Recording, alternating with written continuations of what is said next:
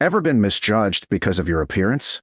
Ever felt the weight of someone else's assumptions so heavy they made you question your own identity? Brenda Lowe had felt that all too often. And today, it was no different. If you agree that people are often far too quick to make judgments, hit the like button and subscribe. Because when people like Brenda Lowe, who have given everything for their country, walk into a room, it's time for all of us to take a deeper look. Brenda Lowe stepped lightly over the weathered concrete path, the air around her thick with the southern humidity. The Marines around her, each locked into their own thoughts and movements, barely acknowledged her presence. Her worn sneakers, the faded blue top, and the well-worn jeans made her look like any other mother on a graduation day, just another face in the crowd of proud families. But her eyes, those sharp, clear blue eyes, held a depth that was anything but ordinary. She wasn't just another proud parent. She had seen more, done more, and lived through things that no one around her could imagine. But today, she wasn't here for those memories. She was here for her son, Adam, who was about to graduate from Marine boot camp, a place that would soon mold him into the very thing she had spent a lifetime keeping him from becoming.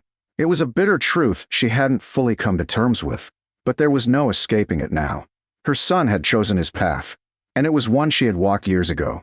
As she moved closer to the parade deck, she noticed a Marine captain standing at the edge of the restricted area, his eyes scanning the crowd with the intensity of someone who believed in authority above all else. His uniform was perfect, almost too perfect. Every crease, every fold in the fabric sharp and precise. His name tag read Hayes, a name that somehow fit with his cool demeanor, the kind of officer who wouldn't blink twice before following orders to the letter. "Ma'am, this is a restricted area." The captain's voice was sharp, almost dismissive. It wasn't just a statement. It was a command, one he expected her to follow without question.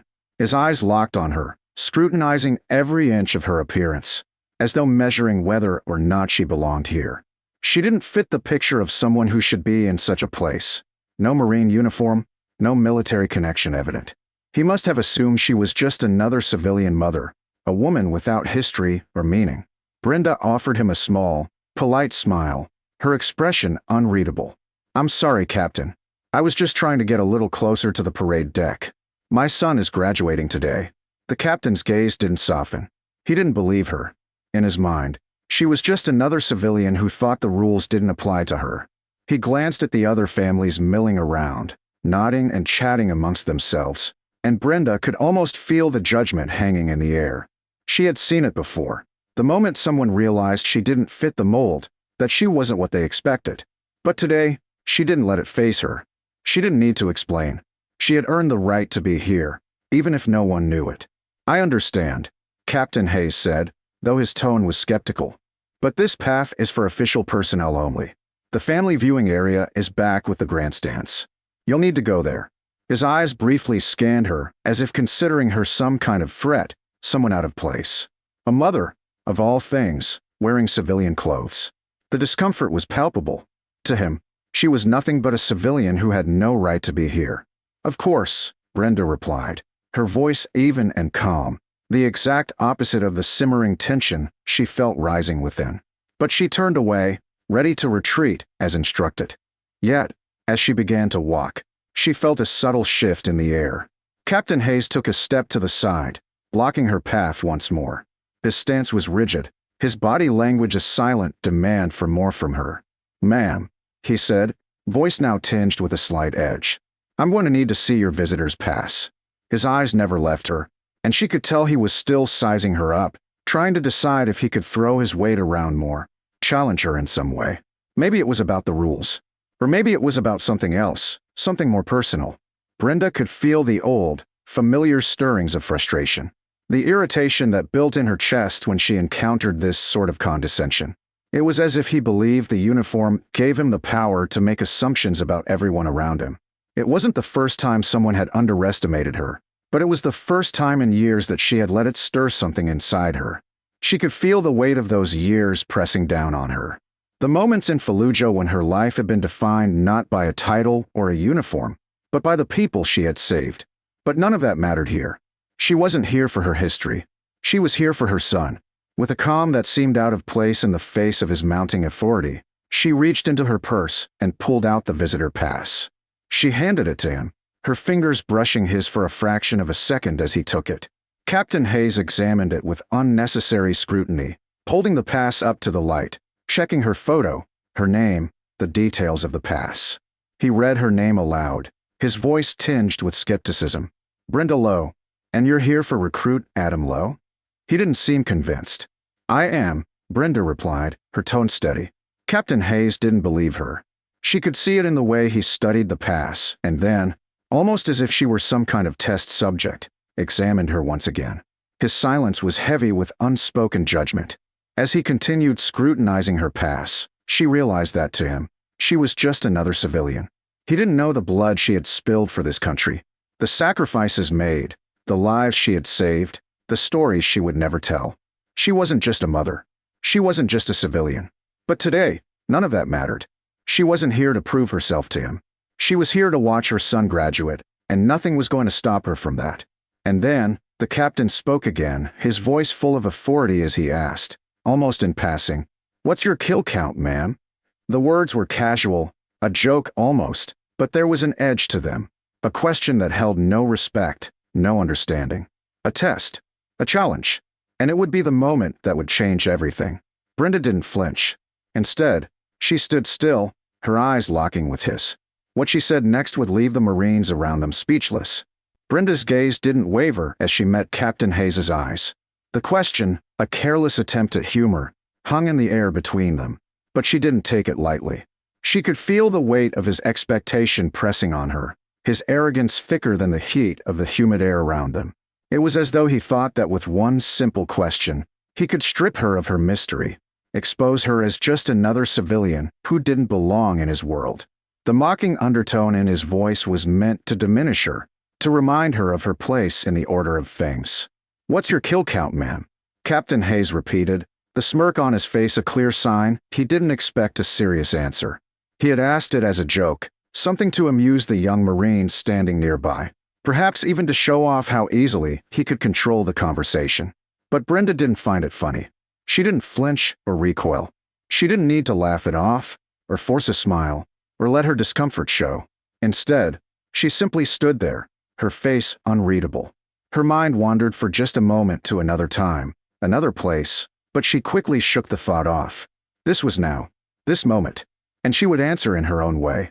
"I've lost count," she replied, her voice low but steady, carrying the weight of truth without a hint of bravado. It was a simple response, but it wasn't what the captain had expected, and it was more than he could process in the moment. Her words hit him like a quiet storm, cutting through the air with a calm finality that left him at a loss. The prideful confidence he had felt moments ago started to unravel, the threads of his authority slipping through his fingers as his brain tried to reconcile the words with the woman standing before him. Brenda watched him closely, noting how the smirk faltered on his face as he processed her answer. He blinked, once, twice, as though expecting her to continue, to offer some sort of explanation, maybe even to soften the blow with a self-deprecating laugh. But there was no follow-up from her, no shift in her composure, just silence. And in that silence, the weight of her words began to sink in. In the stillness of the moment, Brenda felt the faintest shift in the air, a sudden chill that had nothing to do with the temperature and everything to do with the realization that had just dawned on Captain Hayes. This wasn't a civilian. This wasn't a woman who could be dismissed with a joke. Her words, though spoken without force, had conveyed an unspoken history that neither he nor any of the Marines around them could understand. She had been in the crucible of battle, a place where every moment was life or death, the kind of place where kill count wasn't a casual question. It was a grim tally of survival, and it was something she had carried with her long after she had left the field. As Captain Hayes stood there, still processing, something flickered in his peripheral vision, a flash of ink, a symbol on her wrist that had gone unnoticed before.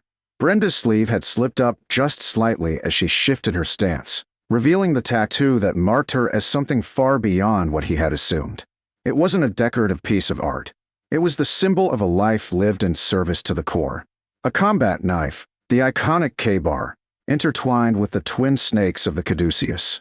Beneath it, in stark, black lettering, was the phrase Phantom Fury, November 14th, 04. The date stood out, not just as a detail, but as a marker of one of the deadliest and most brutal battles of the Iraq War, Operation Phantom Fury, the Battle for Fallujah. Captain Hayes's hand stilled as he looked at the tattoo, his mind briefly spiraling into confusion. Phantom Fury. That was the name of a battle he had only heard about in textbooks and training seminars, a place where few Marines had dared to venture. He had heard the legends, how the fighting had been ferocious, street by street, house by house. But this woman, this civilian who had appeared so ordinary, she had been there. She had worn the same uniform. She had fought and bled alongside the Marines who had carried the memory of that battle with them for years. Gunnery Sergeant Evans, watching from a distance, saw the shift in Captain Hayes's expression. He had seen it before, the moment when someone realized they had made a terrible misjudgment, and the sinking feeling that followed when the truth hit too late.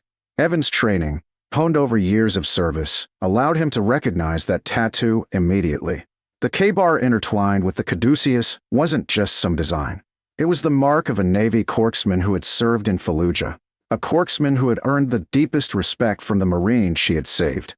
Evans had heard the stories of a quiet, unassuming medic who had run into enemy fire to save her Marines, of a woman who had worked tirelessly in the heat of battle to keep her brothers in arms alive. Her name wasn't widely known, but the Marines of Kilo Company had a name for her, the Angel of the Block. And now, standing before him, was that same woman. The revelation hit Evans hard, a wave of recognition that left him both awed and humbled. He had no idea why Brenda Lowe was here today, but he knew one thing for certain. She wasn't just a guest.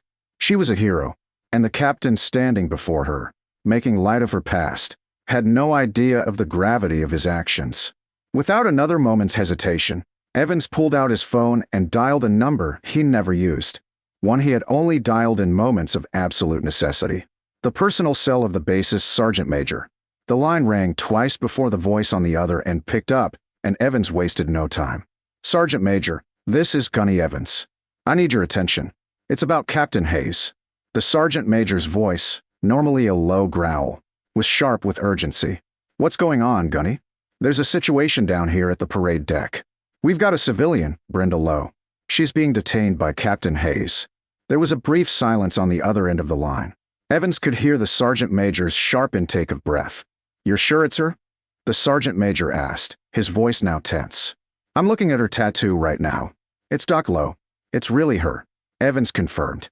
The line went dead. The sergeant major had no time to waste. He knew that, with one phone call, the situation was about to escalate, and Captain Hayes would be forced to confront the full weight of his ignorance. What he didn't know yet, what no one knew, was that the lesson he was about to learn would be one that would echo through the Corps for years to come. As Brenda stood there, her calm gaze locked on Captain Hayes, the air around them thickened with tension. The young officer's posture shifted, his confidence crumbling under the weight of his own mistake. He had assumed so much. His eyes darted between her impassive face and the tattoo on her wrist, but it was clear now. He was completely out of his depth. He had no idea who she really was. The moment stretched on, uncomfortably silent, until the unmistakable rumble of a vehicle broke the stillness.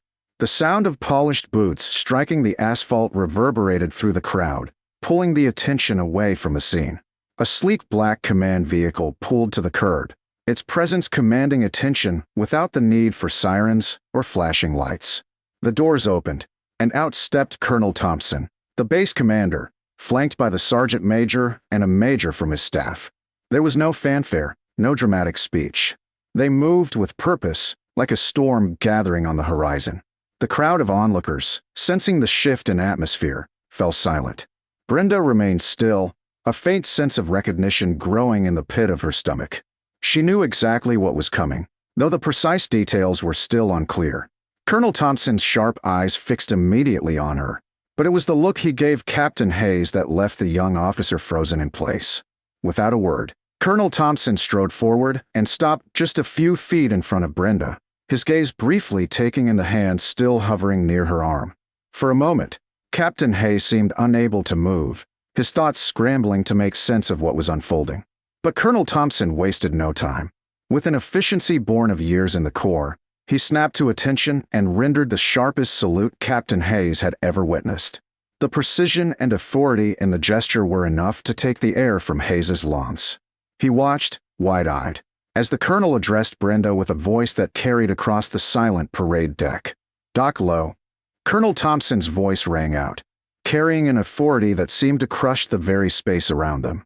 "It is an absolute honor to have you aboard Marine Corps Recruit Depot Paris Island."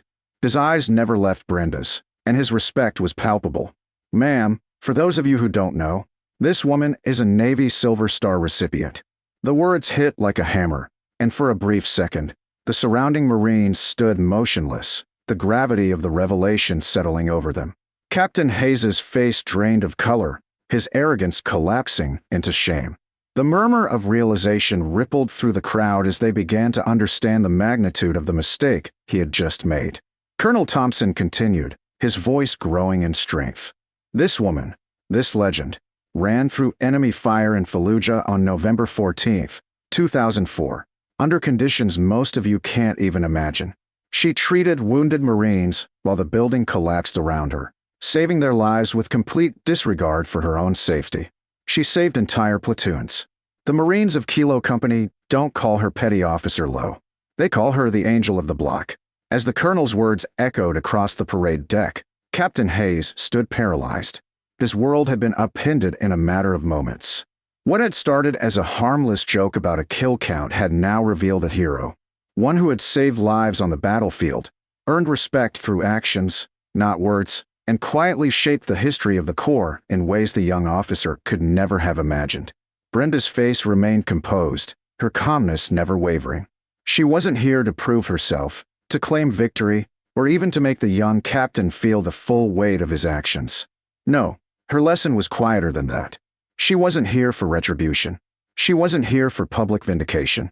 She was simply here for her son's graduation, and the past, though it would never be forgotten, was a part of her she had long since come to terms with.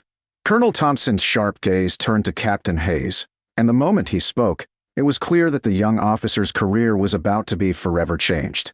"Captain Hayes," he said, his voice low and cutting, "you will report to my office at 1500 hours. Bring a pen and a notebook. We are going to have a long discussion about leadership, judgment, and the mortal sin of failing to recognize a giant who is standing right in front of you." The colonel's eyes drilled into Hayes with a stare so intense, it was as if he were searing the lesson into his very soul. The young officer, now completely humbled, could only manage a choked "Aye, sir," before the colonel dismissed him with a flick of his hand. As Captain Hayes retreated, his posture shrunk with the weight of his shame. Brenda turned her attention back to her son. Adam, standing on the parade deck with the rest of his class, had witnessed the entire exchange from a distance.